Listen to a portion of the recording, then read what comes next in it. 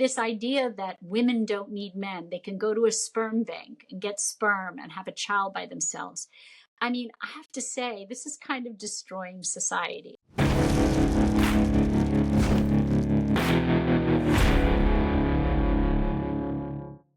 Men's Alliance is tribes across the nation that meet weekly for rugged outdoor workouts and real-world devotions around a fire.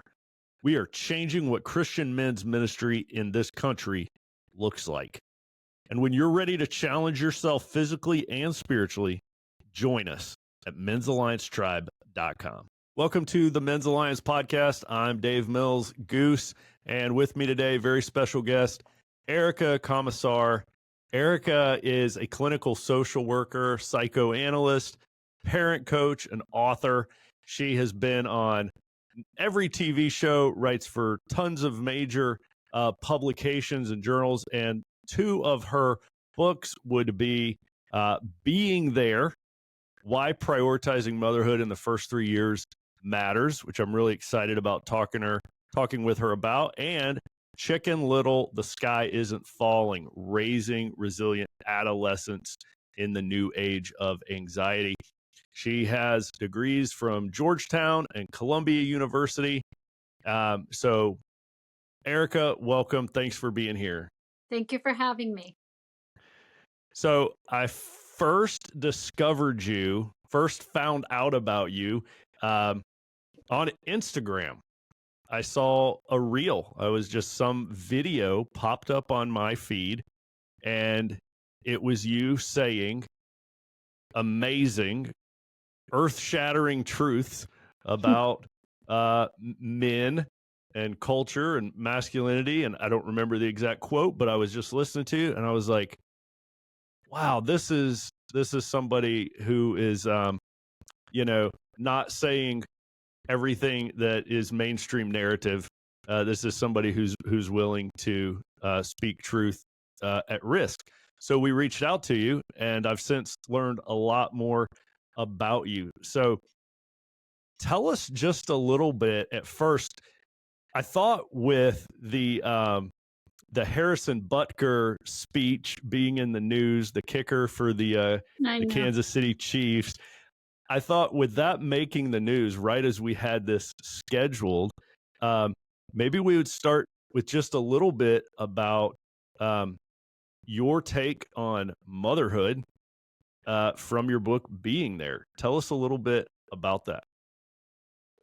Well, I wrote Being There because as a therapist, I was seeing an uptick in mental illness in children and adolescents. And in my practice, and I've been practicing since 1990, so that's a long time. I've been seeing it for a long time. And what I was seeing in my practice was that the increase in mental illness in children, ADHD symptoms, anxiety, depression, behavioral problems, in my practice seemed to be linked to the absence of children's mothers in their lives on a daily basis, meaning it didn't mean they were orphans, but they basically had mothers who spent very little time with them. And so I started looking at the research. I spent about 13 years looking at the research, whether it was neuroscience, epigenetics, attachment security research, and all of my psychoanalytic knowledge. And I discovered in the research what I was seeing in my practice to be true. And I decided that it was a message that people needed to hear, even though it was a painful message. It was a message that I talked to my patients about. I do a lot of parent guidance. And so that is what I talk to my patients about. So I thought, I need to spread this message more broadly, which is that mothers are not just emotionally necessary to children in the first 3 years, what we call the first critical period of brain development, but are actually biologically necessary to children. And they serve a number of biological functions, including buffering them from stress, which lays down the foundation for future stress resilience. They regulate children's emotions from moment to moment. The only way that children learn to regulate their emotions, meaning keeping their emotions from going too high or too low, is through the relationship with the mother, because every time the primary attachment figure of a child soothes that child when they're in distress. It helps to regulate their emotions. Every time they regulate a child's excitement or sadness or anger or frustration, they're actually regulating that child's emotions. And the best and most concrete metaphor I can use is that we want our emotions as human beings to be more like sailing in the Caribbean than sailing in the Pacific. And so children are born sailing in the Pacific, kind of like this, and that it's only by that primary attachment, their go-to person for a sense of safety and security in the world. It's only that person's ability to respond to their emotions and help to bring them back to a sort of normal state, what we call homeostasis, that children learn in the future to be able to regulate their emotions on their own. So what is depression, anxiety, ADHD? These are all, they are disorders of emotional regulation, and they are disorders of what we call stress disorders. And so no one's talking about it. They're just silencing children's symptoms and letting adults off the hook and saying, your child's the problem, let's give them a pill and silence their symptoms. But what we're not doing in our society is looking at what's causing the symptoms and really understanding how to get to the problem at the root, not just silencing children's pain. It sounds to me like there's this, you're making a discovery here that as we as a society, as we kind of shifted away from traditional roles, and we thought that they were just social constructs. Social constructs. Yeah, that's the word. They were just social constructs. We don't need them. We can shift away from them. And now what you're doing is you're making a discovery that there are consequences to that move. And the consequences are in the mental health of our children. Yeah. So, go ahead. Well, mammals, we're just mammals. We're just another mammal. It's like suggesting that mammals have a certain way of parenting because it's a social construct.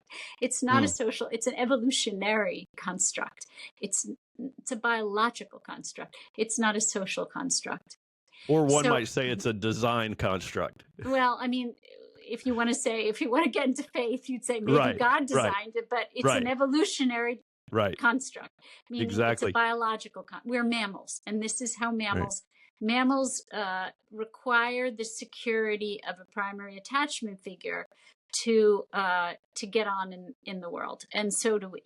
And we do more than other mammals because our young are the most fragile and vulnerable of any other mammal for the longest period of time. Yeah, that's a great point that I don't think we really hear that being said. No. I mean, again, for a society that seems to overvalue self-sufficiency and independence and self-determination and all of these things that, I mean, they sound good, right? But when we project them on very little infants that are neurologically, emotionally, and biologically fragile, it does great harm to those children. And that's the problem, is not that we don't want to ultimately raise children who are interdependent and can be self-sufficient when they need to be, but really, if we want to raise healthy children, then we have to allow them to be dependent particularly in the first 3 years, which is the first critical period of right brain development, but also throughout their childhood. I mean, we'd say that the process of becoming independent is an organic, incremental process. It's a process that builds in intensity. We're not meant to force them to be independent and self-sufficient at a very young age, because what happens is they develop learned helplessness. They develop pathological defenses. And the problem with those defenses is that they are fragile defenses and they collapse overall. Learned helplessness. Right. That's a fascinating phrase. Tell us what that means. Well, it means that when a baby's distress is not met by their primary attachment figure or the person that soothes them when they're in distress, they the dialogue in that baby's head might go something like this: my mommy isn't here to soothe me. And so I'm going to have to just manage on my own. And it silences their cries. So, this whole movement to sleep train babies. Sleep training a child under the age of 1 actually does neurological damage to those children.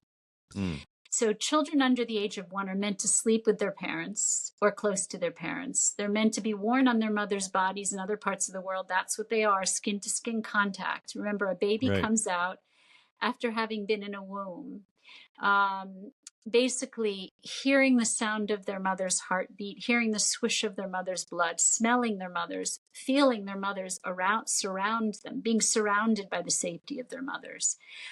There are many theories that say that babies are born 9 months too early, that if our heads didn't grow so big, that babies should stay in utero another 9 months. Now, for energetic reasons that would kill the host, would kill the mother, babies can't stay in the womb another 9 months, but they come out basically a year too early.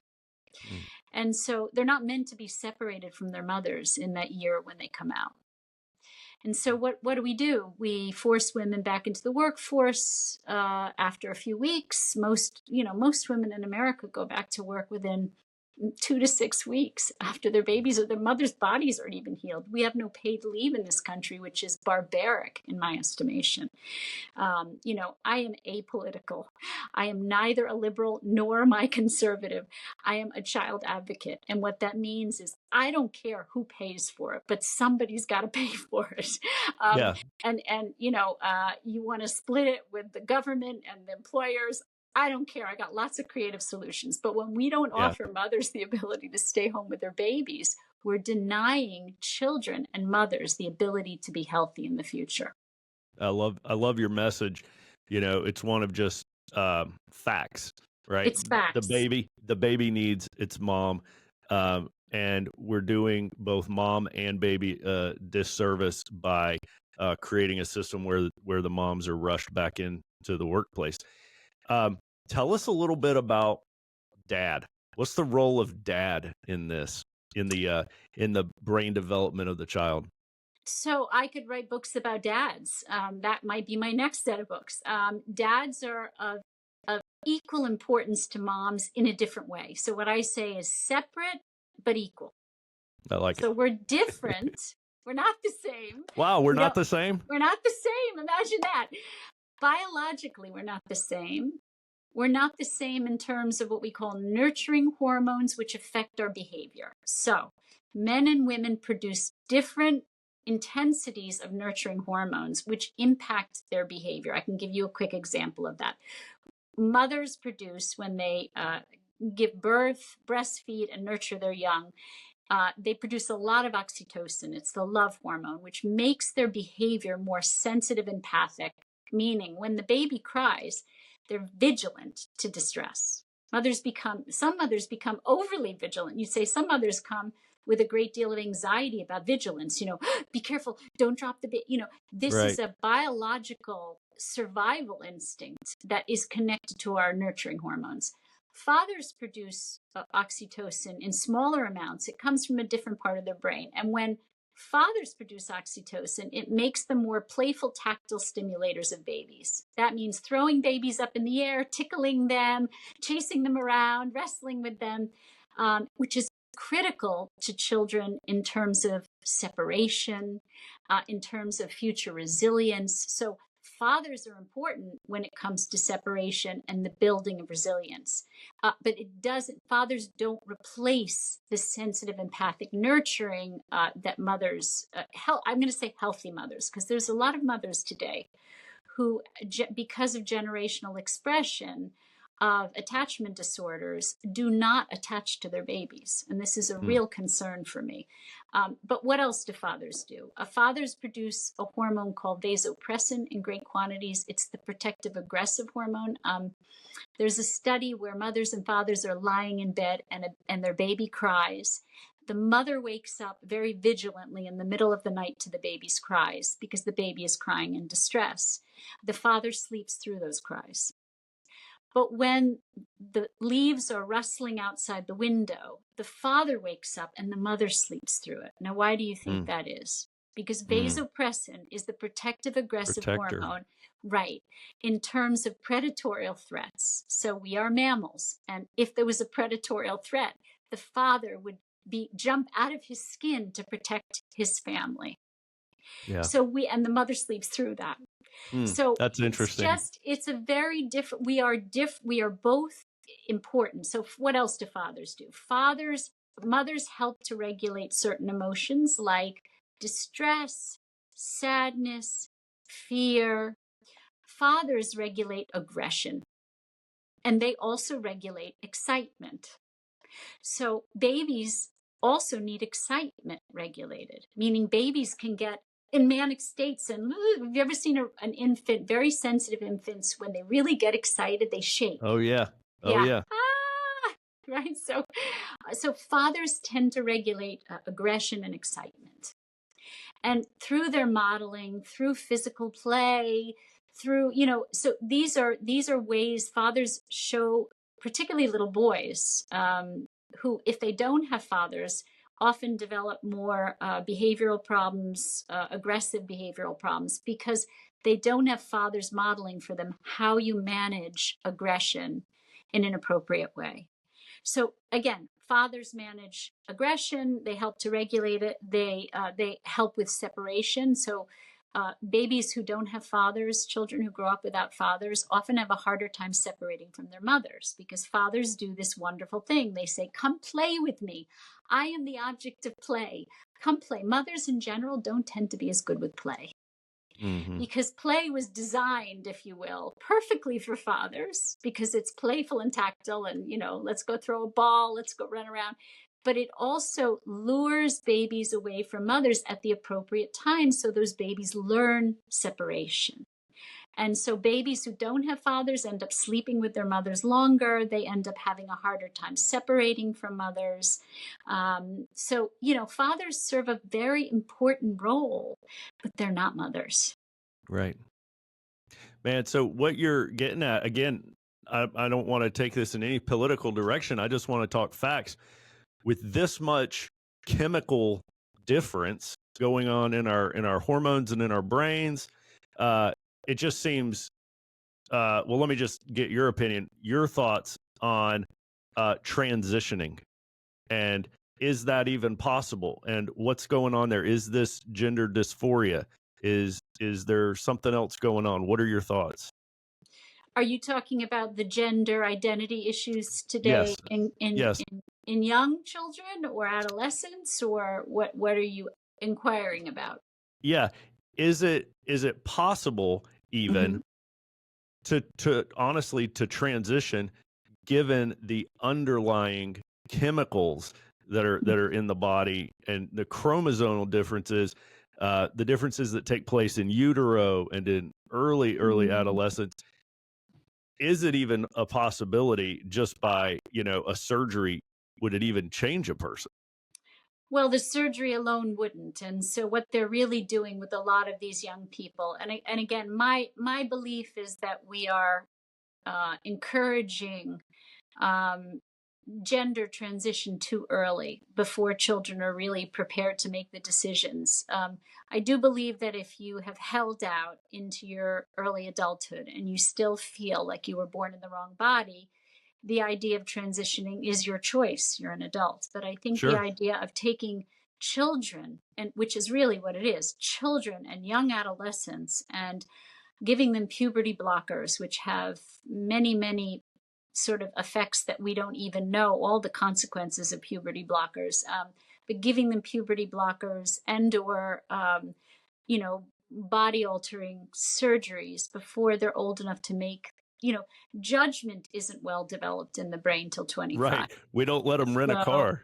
yeah, I mean, so, and for some of them it works out. I mean, to be honest, there are some that from a very young age feel biologically to be in the wrong body. And for some of them it works out, but for some of them there are serious regrets, and these are not, one would say, not reversible surgeries. Sure, everything's reversible. I suppose you could have a body altering surgery and then try to alter your body back, but it's not an easy thing. And these are more or less permanent changes at a time when you shouldn't be making permanent choices of any kind. That's right. So, but having said that, the idea is that before they have these surgeries, they start hormone. I mean, the hormones have to be given throughout life. I mean, this is not, I don't think people realize that if you're going to transition, you're not just getting a surgery and it's done. I mean, you're having to take hormones, whether it's testosterone or estrogen, for your entire life, because you're actually trying to change the hormonal structure of a person, which is not possible. You can't change the brain chemistry. You might be able to alter the body. You can't change the brain chemistry. So what you're doing is you're overriding. We'll say it's a lot of work to try to override something that is biological. So to deny the biological nature of gender is kind of crazy, because if you think about it, transitioning means having to override with surgeries and puberty blockers and then hormones for the rest of your life. I mean, you're basically trying to override your physical gender. Yeah. Wow. Mm. Tell us, I wasn't even planning to go there with the conversation, but I think that was important just to touch on that for sure, it being such a cultural hot topic. Yeah. And another one of those that I wanted to just touch on is this notion of toxic masculinity. This seems to be like a buzzword everybody's talking about. And of course, there's bad men in the world. There's evil men that do terrible things. But as far as masculinity itself being toxic, what are your thoughts on that? I mean, I sort of agree with that. I wrote an article for the Wall Street Journal. I don't even remember if it was a couple of years ago about this topic. Just the idea that people can be toxic. Men can be toxic. Women can be toxic. I don't like to use the word toxic masculinity. I would say, as you say, there are bad people in all shapes and sizes and all genders. What I would say is that masculinity in and of itself is not toxic. And so I think it gets very confusing, particularly, I have 2 sons and I treat a lot of young men. And I think it's become a very confusing place to be a young man, almost a place where you are shamed for being a young man or for being a man. And I think that there are so many good uses of masculinity, just as there are so many good uses of femininity. And when we put the word toxic in front of masculinity, we seem to associate the two together, and I think that's a problem. Masculinity in and of itself is not toxic. It's as I said, biological. There's a lot of it that's biological, and there's a lot of it that is put to good use in society. But I think, we don't want to confuse masculinity with just being a bad person. Right. Yeah, absolutely. Great point there. Is there, am I just being paranoid here? Am I paranoid to think that there's some sort of orchestrated, concerted effort to pull both men and women away from their traditional roles? Or why are we seeing this happen? Why are we telling women to go back to work and men that their masculinity is toxic? Well, it's a good question. I think the pendulum has sort of swung too far. I mean, I think it sort of started in the sexual revolution. So it started, in the 60s and 60s and 70s, and I think what needed to happen then was for women to be seen to have choices, that women needed to feel they had choices in life. And so it broke down the societal traditional roles to say, you should have choices. You shouldn't have to have children if you don't want to have children. But if you do have children, you could still work a little if you want to work, or, so it sort of gave women more choices. But in doing so, like many movements that have to make changes, the pendulum swung too far, I mean, and so as a result, it shifted society in a very dramatic way. I think the pendulum has to come back to the center. And I think the same has happened with men. I mean, I think that, shaming young men into believing that masculinity is a bad thing. I think we have to come back to center, to some semblance of normality, where we understand that gender is not a social construct. Gender is a biological, evolutionary sort of thing that has helped us to survive as a species for thousands of years, and we're not going to just change it all up in 50 or 75 or 100 years without some serious consequences. And I'm seeing the serious consequences to children and adolescents, that in giving the message to men that they can nurture their young and be a little more feminine and have feelings, and these are good messages, or saying to women, you can go out into the world and work and make money and also be powerful out in the world. You just can't do it all at the same time as raising young children. But in saying these things, we made it very extreme. And so we said to women, and Gloria Steinem actually said this, she said, unless you go out to work, your children will be just fine. And unless you go out to work, you're not part of this movement, right? And so the message to women that is now 3-4 generations from that message is intensified, that somehow young women have the message that their careers are much more important than their family. And that's really damaged children, because in truth, whether you're a man or a woman, a father or a mother, your career must never be more important than your family. Wow. And if you Absolutely don't, agree. and if you don't have, and you're not going to raise healthy children, period, if your career is more important than your children, period. Yeah. If you decide not to have children, you can have an illustrious career and be generative in other ways, design houses and companies, and there's many ways to be generative. But if you choose to have a family, I mean, even with couples who don't have, even with people who don't have children, I'm still going to say relationships should always be more important than your work. Yeah. And if they aren't, you will suffer from loneliness. You will suffer from depression. You will suffer from alcoholism and drug addiction. You will, in your old age, feel desperate and alone. And that is the truth. If you put your work before relationships. And again, if you don't have children, those relationships may be other family members. They may be friendships. They may be significant others' love relationships. But one must never put their work before their relationships. I think that's such a great message for men to hear. For men and women, I know, but men need to hear that as well. And one of the things I feel like we did, you were kind of talking about the sexual revolution, and I'm all for empowering women, but I think we pushed them in the wrong direction.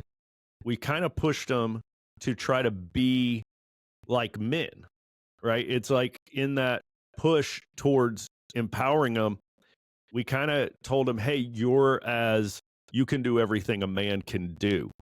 And we kind of set them up to try to take over men's jobs. What are your thoughts on that? Well, I mean, so the way I frame it is similar to what you're saying, which is that in women being told to rebel against the patriarchy, they actually ended up becoming the patriarchy. Mm-hmm.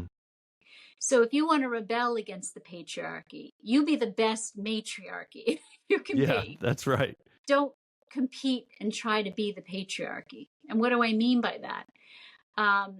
Women's superpower is their ability to form relationships and to create community, and their right brain functions. And so why would we want to trade those in to try to not have those things, which are superpowers? So, Yeah, you would say that's the irony of all ironies, is that in rebelling against the patriarchy, they ended up trying to become the patriarchy. Yeah.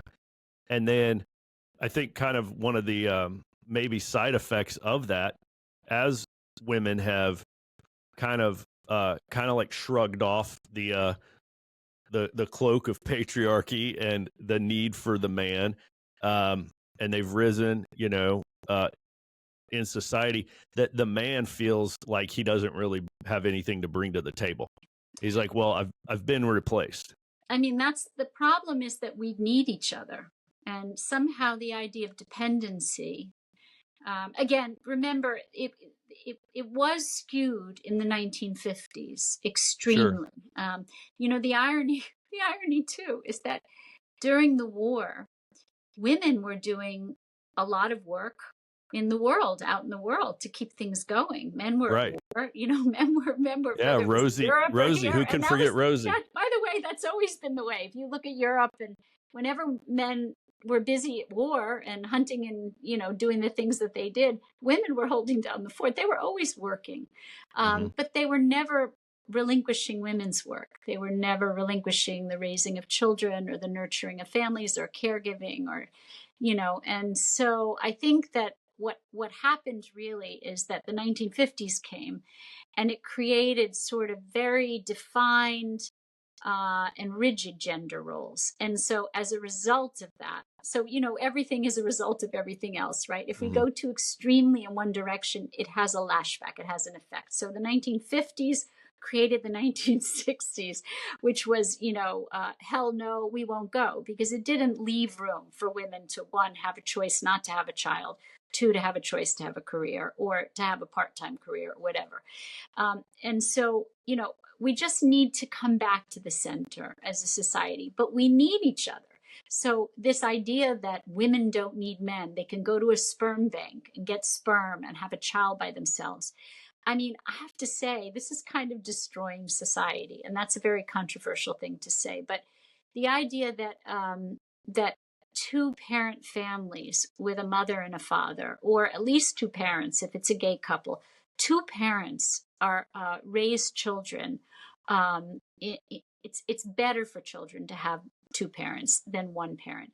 There are circumstances where a child has one parent because there's a tragedy, or there's a divorce, or but in general, the idea that society is now leaning towards men and women going out and having babies on their own Yeah.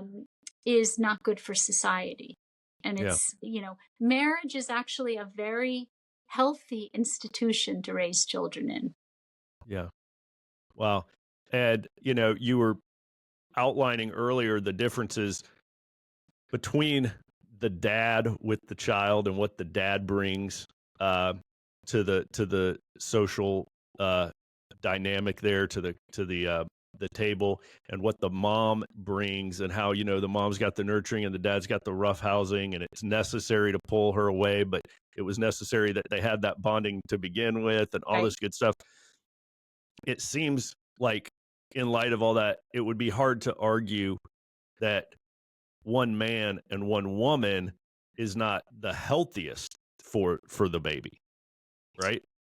I mean, Brad Wilcox at the Institute for Family Studies wrote a book about marriage. There's a lot of statistics in there, and so I won't, go into that area, because you could read his book, but it's very good about the importance of marriage and why it's better to raise children with two parents. But and again, there are circumstances where, it, as I said, tragedy, divorce, Oh, sure. Yeah. but we certainly don't want to make it an ideal or a goal, because Right. it's not easy on children to have just one parent. Hey guys, do you have questions about insurance? Maybe you need it. Maybe you're not sure if you have enough. Well, I'm going to tell you who to call. Robert Kelly, call sign Risk, from Ignite Tribe. Risk is an independent insurance agent with OnTrak Insurance, and he can help you answer all your questions. He can get you auto, home, health, dental, life insurance. If you own a business, he can handle business insurance, workers' comp, liability, all types of insurance. So I'm going to give you Risk home phone number. You want the cell number of your insurance agent. That's the kind of service you get from Risk. 804-931-6646. Again, 804-931-6646. Call him with any questions you have about insurance. He's your guy. We've got this momentum here going about men, and the women kind of started rising in the 60s, and men have, been kind of a little bit sidelined. I mean, I don't want to overstate it, but there's this thought of, we can do everything you can do. We'll just go to a sperm bank. You're kind of not necessary. And Yeah. plus, your masculinity is a little toxic anyway. And so a lot of men, in my opinion, have abdicated a lot of their responsibilities in society and have kind of just become that stereotypical, perpetual boy that I'll just play video games and eat Cheetos. If nobody needs me, I'll just chill out here, right? And it's kind of creating this new problem of a lot of, overgrown boys that don't know really what it means to be a man or the positive parts of it and the things that they do bring to the table. Even just hearing you say those great things that the dad does, I just don't feel like we're hearing that enough in our culture. And it's so refreshing when we hear you say it, but I think we've got ourselves into this situation where a lot of men are just kind of checked out from their families, checked out from, their roles, and feeling like their masculinity is not any sort of an asset that they have. Well, I mean, you're not incorrect, because 60% of college students are women today, and graduate schools too. So, Right. And the studies show that, the studies show that young men are lost, but they also show that young women, the balance is off in society as a result of this. That by favoring, again, the pendulum swung too far. Women didn't feel favored. They felt that men were favored in society. So they said, right now, favor us. And so in swinging that pendulum, we have favored young girls from the time they're born. For instance, how we educate children at a young age is very much geared towards young girls. And so from a very young age, little boys are forced to sit quietly in circle time in a way that's unnatural to them. And they're labeled as having behavioral problems and ADHD. And at a very young age, they're labeled as problem children. They go into their school years believing they're problems, and having, some of the learning issues we're seeing are real and organic, and some of them are emotional. But in any case, by the time they get to college years, they're not being channeled into universities now. And Right. And the studies show that men will marry at their educational level and below. Women will only marry at their educational level or above. And so what's happening The is numbers aren't working out. the numbers aren't working out.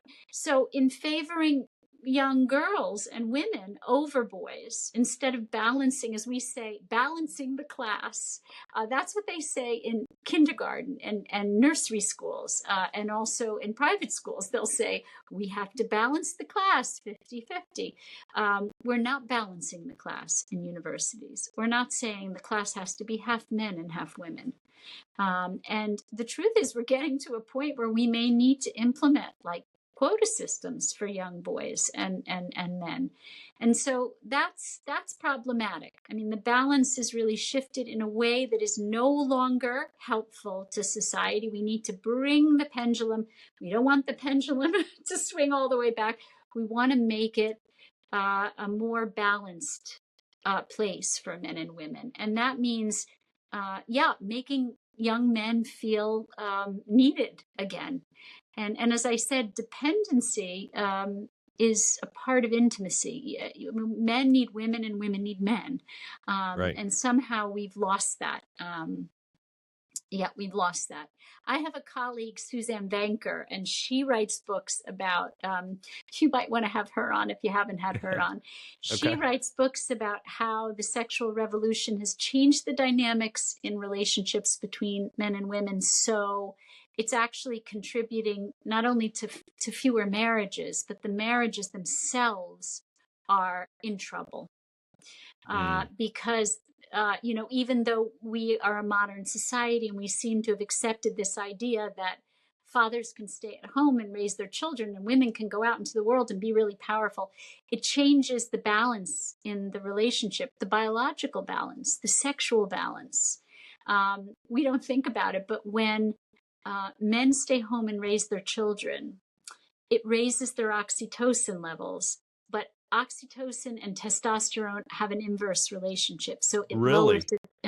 lowers their testosterone levels. Wow. I did not know that. And it's funny And that you, yeah, go ahead. So what do you think that does to sex drive? Kills it. Pretty much. Yeah. It's interesting that you said that, because I've started to see, these social media posts where like these guys are like, they're doing the dishes and they're packing their wife a lunch and they're giving her a kiss as she heads out the door. And they're really bragging about like how, I don't know, progressive or whatever they are, and how he's fully embracing, he's a stay-at-home dad and he's going to clean the home and raise the kids and she's going to go out and make money. And they're really bragging about this. It's like a new trend where people are making these videos. So what you're saying, I did not know that about the inverse relationship. You're saying there is a chemical price to pay for tinkering with nature in such a way, with tinkering with the way mammals are designed, that you're now going to lower your testosterone, which is going to negatively impact, obviously, your sex drive.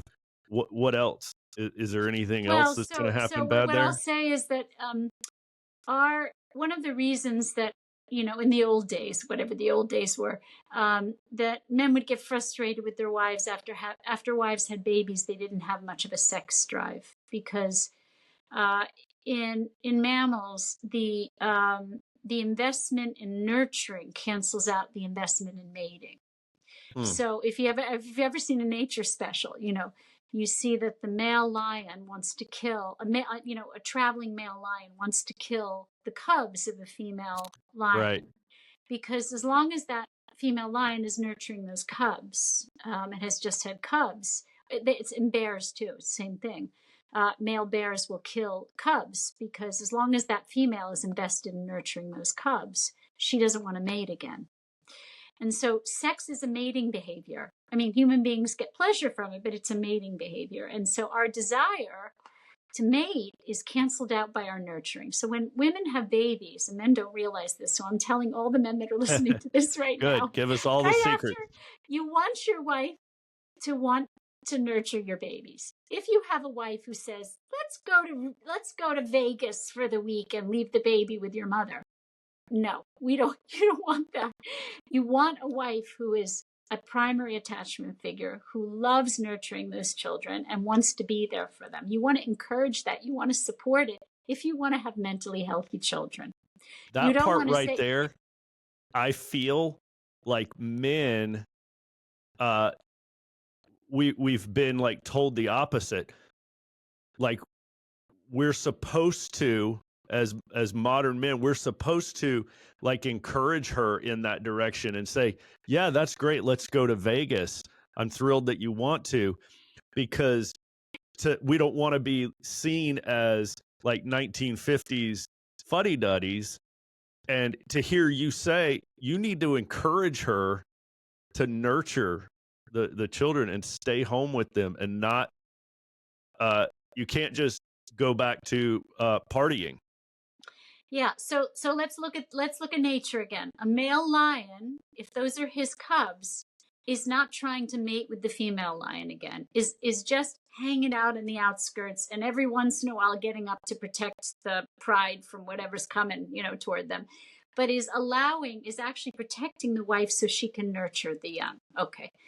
A stray male lion that comes in wants to mate with the female lion. He wants to kill off the babies, but you don't want to kill off your own babies. So the idea is you want to raise these babies to be the healthiest, most secure babies you possibly can have. That means You don't try to separate your children from their mother in the first year.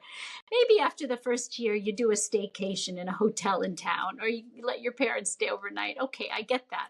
But this idea that you're separate, it's too early to separate. So wait, separation comes at around 3.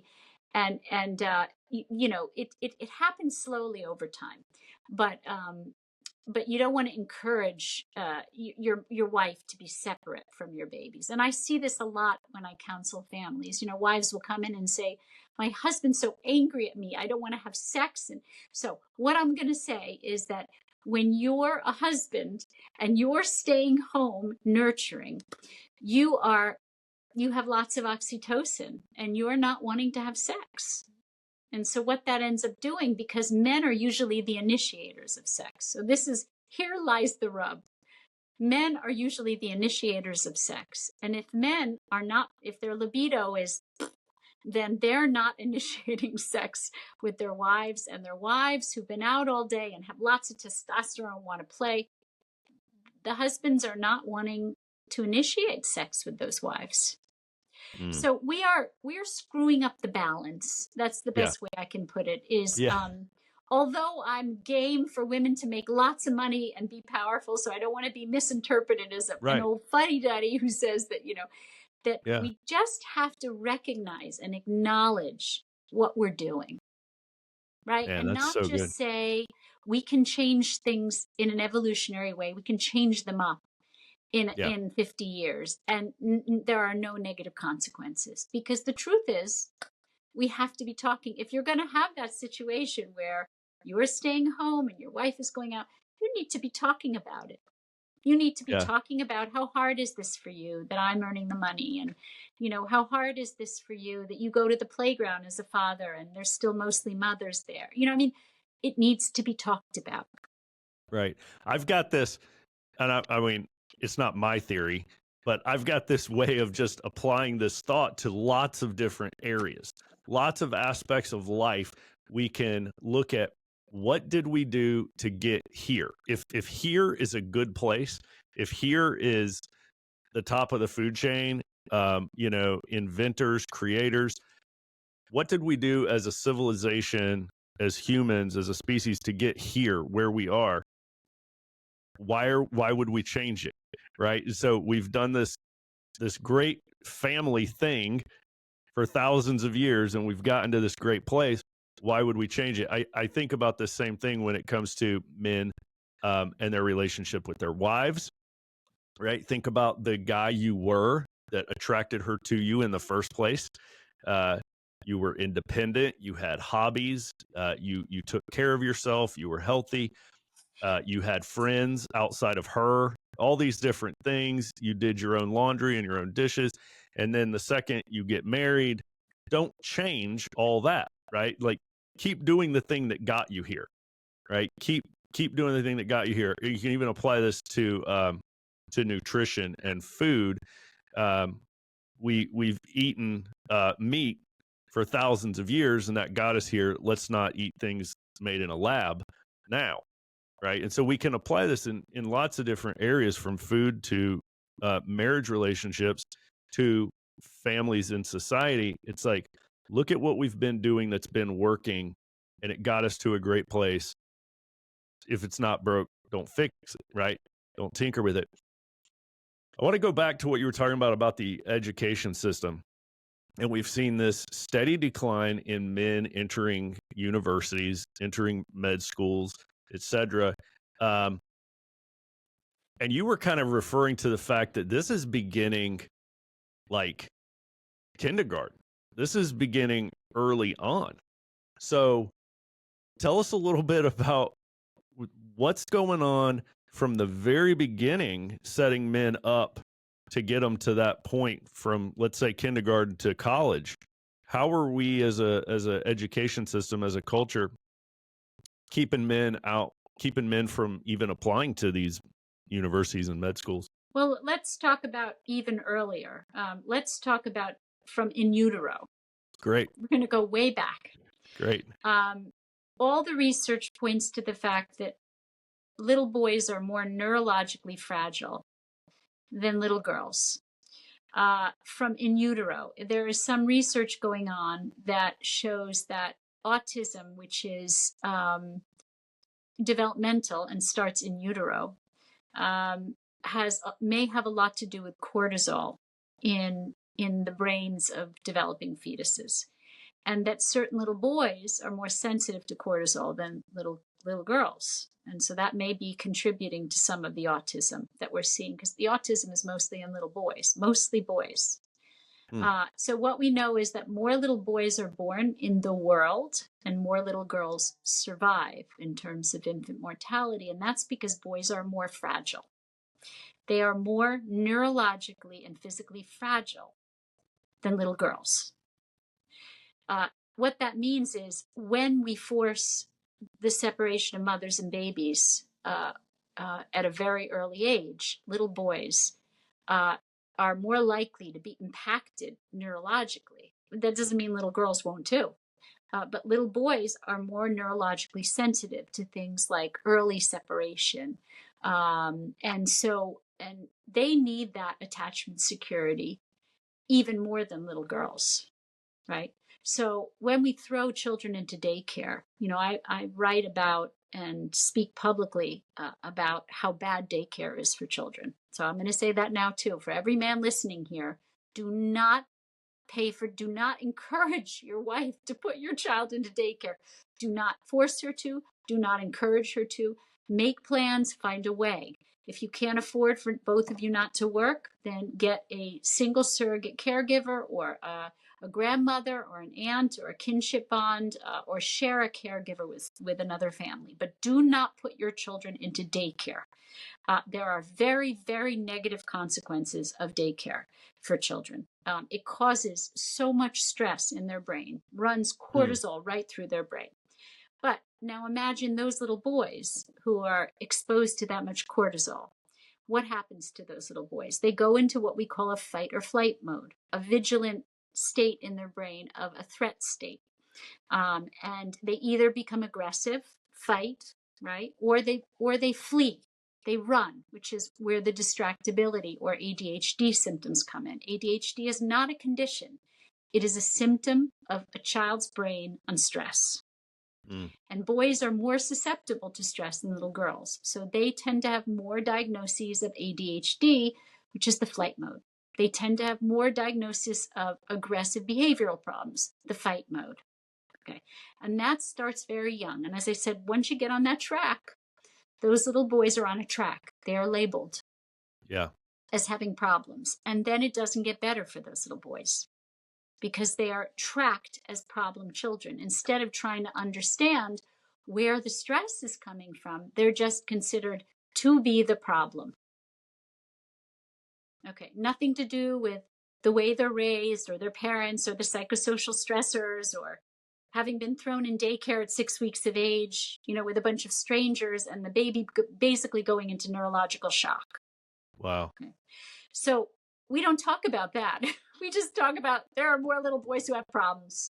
Right. And then going into adolescence, little boys take more risks. They have more testosterone. From 3 to 6, little boys have almost as much testosterone as in adolescence. So they are more aggressive. They do need to be outside more, running around. They don't learn well in circle time. They do better in an experiential, physical learning environment, okay, which we don't provide for them. And then they go into adolescence, and their brains are much more susceptible to dopamine, even than girls. Girls have a sensitivity, again, neurological sensitivity. Boys are very sensitive to alcohol, drugs, video games, gambling, pornography.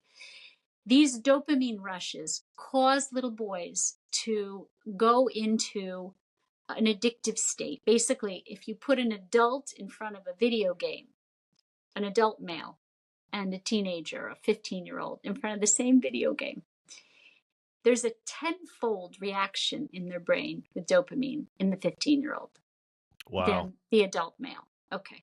What does that mean? That means that they're more likely to become addicted to the earlier they're exposed to alcohol. So we have a culture in our country of indoctrinating little boys with alcohol at a young age. We go drinking in fraternities. Parents don't realize what they're doing. They don't realize that by teaching children to drink, to smoke weed, to do drugs, to gamble, to look at pornography. And again, this is all modeled by us, to be frank. I mean, fathers Right. model for their little boys what is appropriate behavior and what is healthy behavior, right? Yeah. So the younger you're exposed to dopamine in those quantities, the harder it is to regulate that dopamine, and the more likely you'll be addicted. So, I mean, I could go on and on. There is a whole chain of events that lead young men to get to a point where, they get to college, and it's not just, that they're confused about gender and identity. There's much more to it, right? We are not kind to little boys from a very young age, straight through their development into adulthood. Okay. So this is the problem. So let's talk just a little bit here about what we can do about it. Mm-hmm. What can, the average American man listening to this, you gave a couple good tips already, like don't let your kid go to daycare I and can give you don't some take tips. your wife to Vegas That's right. and leave the newborns with mom. That's it. Give us some more. What else, maybe about the school system or about Okay. play with our kid? Anything you got, what can we men do to fix this? So we could have a whole nother hour on solutions, but I can give you a few that you mentioned a few already. Play. Fathers who play with their children and leave time, not just on weekends, every single day. You come home from work earlier so you can play with your children, because that play is how children learn. And when you say play, you're talking like physical. I think, playing and I want to clarify. Playing basketball, wrestling, Yeah. going out in the yard and going on the swing set and going down the slide and hitting a baseball with your son or daughter, or playing soccer, or physical play is really, really important, because it models how do you regulate aggression. But it's how men show affection. It's how they teach resilience. It's how they teach life lessons. Play every single day. If you don't leave time to play with your children, you're doing them a disservice. So play. Yeah. Again, don't position your work as being a priority over your family. Put away your technology. When you get home, put your technology in a bucket, in a bag, or in whatever, near the door, a basket, and don't touch it until your children go to sleep. Oh, that's Don't good. go and sit in front of the TV or in front of your newspaper like a 1950s father and ignore your family. Play with your children. Don't pick up the newspaper. That's a solitary activity, unless you're going to read together. Unless you're going to say, oh, let's read the sports pages together and let's look at how the Knicks did, Yeah. That's okay. But sitting and reading the newspaper, sitting and zombieing out and dissociating in front of TV when you come home from work with a beer, no. So play, finding schools that are play-based in the early years until the age of 6 that believe in play-based education. The more nature-based, the better. The more outdoors and play-based, the better. But not the schools, not the traditional schools that make little boys sit in circle time at 2 years of age. Don't put your children in daycare at all. And don't start preschool, particularly with little boys, until the age of 3, because little boys cannot be in school before 3. Some of them, even 3 is too young, right? Because remember that neurological sensitivity means they still need the connection and attachment to their secure objects. Remember, your mother is your source of safety and security in the world, which helps you to be more exploratory and explore the world, right? So you can come back and touch base with her and emotionally refuel and then go out. Yeah. Some other things that I can say is, because your adolescent seems independent, they're not really. And so you think it's okay because they don't seem to need you when they're adolescent, and you can just go off and do your own thing and travel and leave them home. And no, they need you. They just can't show you they need you. And you need to be there physically So when they do need you, you're there. And so that means you can't just ditch them when they're adolescent as a father and say, oh, they're very independent and they're fine. And, they're all, Mm, no, because they need you to, we didn't even get to talk about adolescence, but adolescence is the second critical period of brain development where you as a parent have another chance to make a big difference in their ability to regulate their emotions. But to do so, you need to be physically and emotionally present enough. So I think I've given you enough today to overwhelm the men that are that's a listening. lot. And you said physically and emotionally present. Guys, listen to this. It's not enough just to be sitting there. If you're just sitting there on your phone, you're not emotionally present. So, and physical presence means affection. So, Yeah, because, in the old days, again, it's not like there were any good old days. Men right. didn't know they could be affectionate with their sons. You need to Yeah. kiss and hug and tickle and and snuggle with your sons and with your daughters. You need to be physically affectionate as a father because remember how you model that affection with your children is what they'll look for in their relationships going forward. That is such a great reminder. Mm. Erica, thank you so much. We covered a lot. And like you said, we could do another hour. I value your time and your expertise in these areas. I learned a lot. I'm sure our listeners learned a lot as well. Thank you so much. To find out more about what we're doing and to join us on our mission, go to men'salliancetribe.com. And don't forget to subscribe to our YouTube channel and give us a 5-star review.